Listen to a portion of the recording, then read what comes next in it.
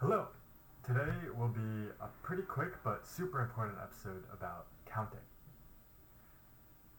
It'll be pretty quick because first it's a really easy concept and also I have a midterm that I should be working on. But chess comes first. So when I say counting, what I mean is counting attackers versus defenders. This is really, really important when deciding whether a trade is good or bad for you. And really all there is to it is if you have more attackers than defenders, then the attacker will win. If you have at least equal defenders and attackers, then if it's equal, then it'll be an equal trade, and if you have more defenders, then the defender will win. What do I mean by this? I have this nice, beautiful example for you. It's not white's turn yet. Okay, white is trying to decide whether they can push this pawn up without losing material. And one way would be try to calculate everything. We'd go, boom, okay, if I put the pawn up, then the pawn will take, and then we can have the knight take, and then they'll have the bishop take, and then we'll have the bishop take, and then they'll have the knight take, and what? It's so hard to keep track of what has actually happened. And like when I was still learning chess, this is how I would do it, and I would get super confused. And sometimes I would just be like, YOLO, I'm just gonna do it and see what happens. Which, isn't a really good mindset. And instead of calculating this really complicated series of exchanges, all you have to do is count attackers versus defenders. So, what we do is we say, okay, if we push the pawn up, then let's count how many attackers they'll have on this pawn. If we push it up, they'll have 1 attacker, 2 attackers, 3 attackers. Okay, how many defenders will we have? So they have 3 attackers. We need at least 3 defenders. After the pawn is pushed up, we'll have 1 attacker, or 1 defender, 2 defenders, 3 defenders. So, because we have equal attackers and defenders, this will be an even trade. What does this look like? So even trade as in we both end up losing a pawn, the material will stay the same. So, push the pawn up, boom, boom, boom, boom. After knight takes, queen takes, we both have a knight and a bishop. And material is completely even, just like we expected. Yeah, I think that's basically it. I think the other concept I wanted to talk about, let me get the position again. Okay, so the other cool concept is called removing the defender. So you'll remember that when we pushed this pawn up, one of the defenders was this knight. So what black could have done is after pawn pushes, pawn takes, bishop takes, and now here's the key move. Really, really cool. Remember that this knight is a defender of this bishop. So, and this bishop isn't really contributing to this attack. So what black can do is remove this defender. The king is forced to run because it's check. And now, because the knight isn't defended, or because the knight isn't defending him anymore, first we have to, because the knight isn't defending him anymore, now we have 2 attackers and only 1 defender. So, after this takes, the queen can't take because the knight would take that. So, after all this, it turns out that black is winning by 6.5 points. That's a rook and a pawn, all by removing a single defender, and literally just by changing the move order. Super cool. Okay, so with these 2 ideas in mind, let's... Okay, we are starting this new game fresh. I've already played a couple moves, but here, I'll just run you through it. Obviously, we develop our pawns, try to occupy the center. Our opponent goes for this fun move that initiates an opening called the Scandinavian defense. And the idea is pawn takes, queen takes, and then we get to develop our knight for free. And now they have to waste a move running away with their queen. So this is where we're at now. they've put us in check, but it's not a very scary check at all. I think I will block the check with my bishop. And yeah, just the focus of this game will be counting attackers and defenders. And I think very likely we'll end up winning just from out-counting them and following the same opening principles that I've talked about in past videos. Okay, so we'll notice that, again, their queen is still in the center. And as I always say, you don't want to develop your queen too early, because now I get to develop for free. I get to move my knight out, and they have to waste another turn running away. Look at that. What are you doing, man? Okay, next up, let's just castle. Look at this. We have 1, 2, 3 pieces out. They have 1 piece out. It's, yeah, just a complete waste of time by the opponent. We don't even need to get to counting yet. Alright, good move, developing for them. Let's see. I think let's not be too fancy. Just open up our bishop so that we can develop a little more. Okay. Now, this is a pretty interesting move. Their idea is to move this pawn and then to bring their bishop here. That would be pretty scary for us, because then we would have 1, 2 attackers on this knight, but we also have 1, 2, 3 defenders of it. So we're actually not too scared yet. So let's just continue with our plan of development.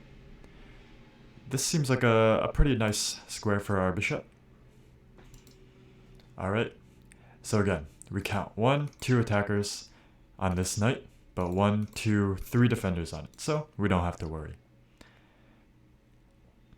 Let's just continue developing as we would. I think it can't hurt to bring our rook over here, because you can imagine if this bishop ever moves and this bishop ever moves. Whoa, they're fearless. Alright, let's take back as we planned. They just gave us a free queen because we are better at counting than they are. I'm not sure what the idea there was, but you know, you can tell that at these beginner levels, really just, even though they had something that looked kind of scary, we didn't actually have to worry about it because, you know, we're better at counting than them. Okay, let's do a tricky move here. So they're threatening to take our knight, and then we have to take with our pawn, which kind of ruins our pawn structure. But it's not the end of the world. And we're going to try to be tricky here and bring our queen out. And the idea is we have 1, 2 attackers on this pawn. Right, 1, 2. Oh, they see it coming, almost. They almost see it coming. Okay, this is a fun one. So, we have 1, 2 attackers on this pawn. And we win if we have more attackers than defenders, right? So they notice that, and they add 1, 2 defenders on this pawn. But, just like I explained in the intro, what you can do is remove the defender. We'll notice that this knight is defending this pawn, but our bishop is staring right at the knight. So, we get rid of the knight. Remove the defender. They have to waste a turn taking our bishop. And in that move, we can deliver checkmate if they're not careful. So if they were to take this bishop, then we would have queen here, which is basically checkmate. Not yet, but it basically will be. You'll see that checkmate would soon follow. And it all came from this idea of counting, okay, we had 2 attackers, 2 defenders, but we can remove 1 defender. Alright, so they rightfully noticed that they would be checkmated. Let's see, how can we add on the pressure?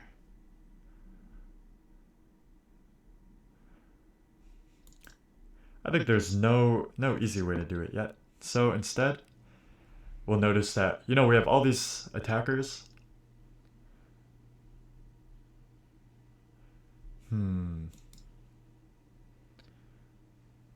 Okay, let's do this.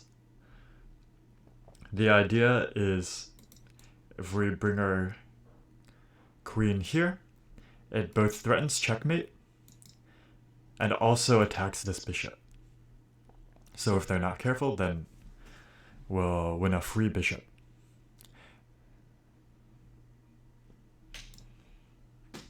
or get checkmate. Alright, so they rightfully saw that. Let's see. Now there's a lot of good moves here. I think let's stick with our initial plan and just take this. We're not worried about them taking our bishop, because these pawns in front of the king are very important for defense. So if they take our bishop, then the pawn is leaving the king to be attacked. And in actuality, we have something even better. You'll notice that we have 2 attackers on this rook, and the king is the only defender. 2 attackers, 1 defender. So we can take this rook and win. And there's checkmate. Very clean, very easy. Let's do one more. And look at that. 0 mistakes, 0 blunders. What a great game. Let's try one more. And again, we get white. So we'll start out, just occupy the center with our pieces. Follow the same principles that we always do, where you want to bring your pieces into the center. Don't move too many pawns. Don't move your pieces multiple times in a row. And yeah, just learn how to count. And you know, the rest will follow.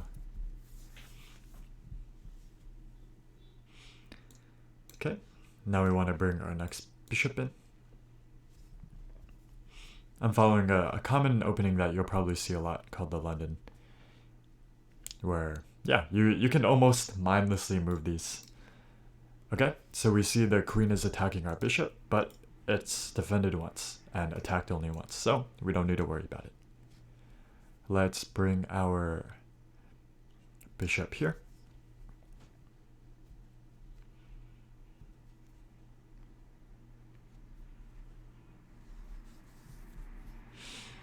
I'm playing some bebop in the background. I thought it would make things a little more exciting. Let me know what you think. I always feel really classy playing instrumental music while playing chess.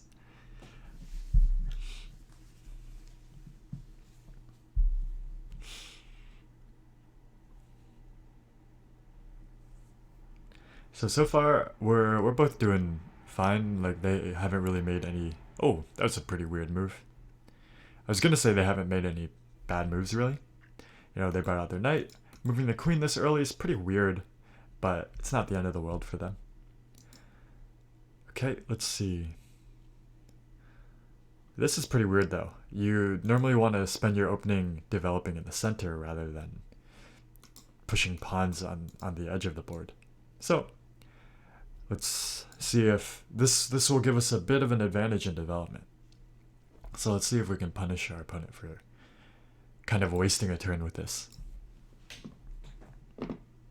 Waste 2 turns. Interesting. Okay, well, let's just, you know, they're not really doing anything threatening, so let's just ignore it and continue with our own development. And I think we'll see that pretty soon they're going to really suffer for wasting all this time.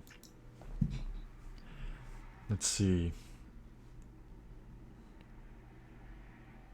What should we do? Obviously they're threatening to attack our bishop, but we have 1 defender, so it's not too bad. Nothing to stress about.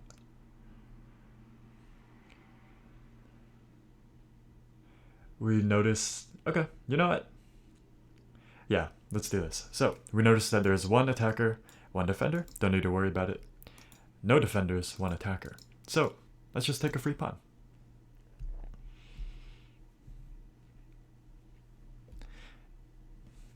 And this is kind of just what happens when you push your pawns without really thinking. You end up with a lot of weaknesses. You'll see that we have 1, 2, 3, 4 pieces out. They have 1, 2, 3 only. And we got a free pawn. So we're doing very, very well.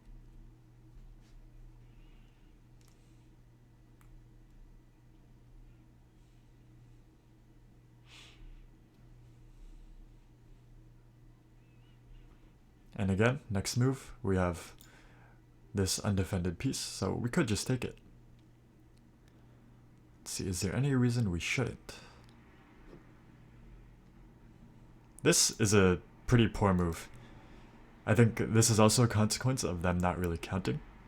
You can see that we have, after pushing this pawn, they have 1, 2 defenders.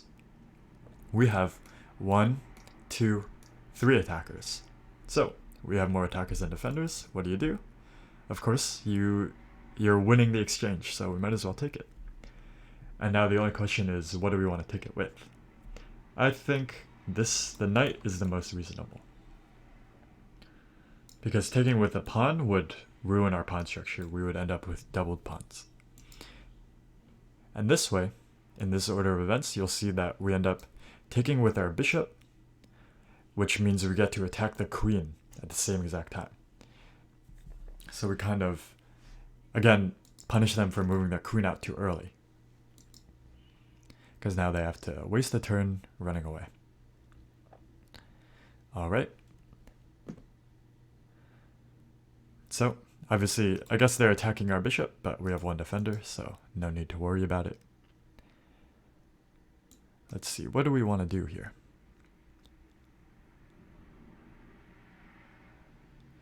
I think a good idea is to push here. Just because this pawn is kind of annoying, we want to get rid of it. It's stopping our knight from going here, stopping our knight from going here. And now by pushing this pawn, our queen can move around. And you'll notice that they have 1, 2, 3,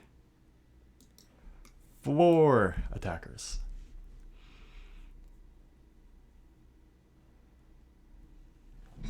So actually, I think they could have just taken. But anyway, we have a nice little idea that we can pull off now and basically win the game. So you'll notice that this rook used to be guarding this bishop, but they just moved it to attack our pawn. So that means we can take this bishop for free if we were able to remove this pawn. And you'll notice that if we take this pawn right now, the pawn will attack the queen. This means that they can't both defend this bishop and this queen at the same exact time once we move this pawn. So we take, and now the queen is under attack, the bishop is under attack. They can't save both. So we get a free bishop. And you know, I didn't have to see a million moves ahead to notice that. It was just my pieces were in good positions, theirs weren't. And, you know, I counted better than them. That's really all there is to it a lot of these times. Okay, now they're attacking our bishop, but we don't really need to be scared. So we're going to throw in this in-between move. The idea is if we put them under in check, then they don't have time to take our bishop, because they have to move the king. And now we have our queen participating in the attack.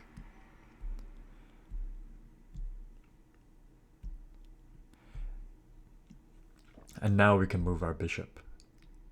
So let's see, where do we want to move this guy? I think this is a nice square, because it attacks the queen. Again, they have to waste a turn running away with their queen, while we also had to evacuate our bishop anyways. So, again, this idea... Oh my gosh, what the... Okay, free queen, thanks. Gotta learn to count, sir. And yeah, they resign. Really clean game, really fun. And yeah, I hope you learned something. Thanks for watching.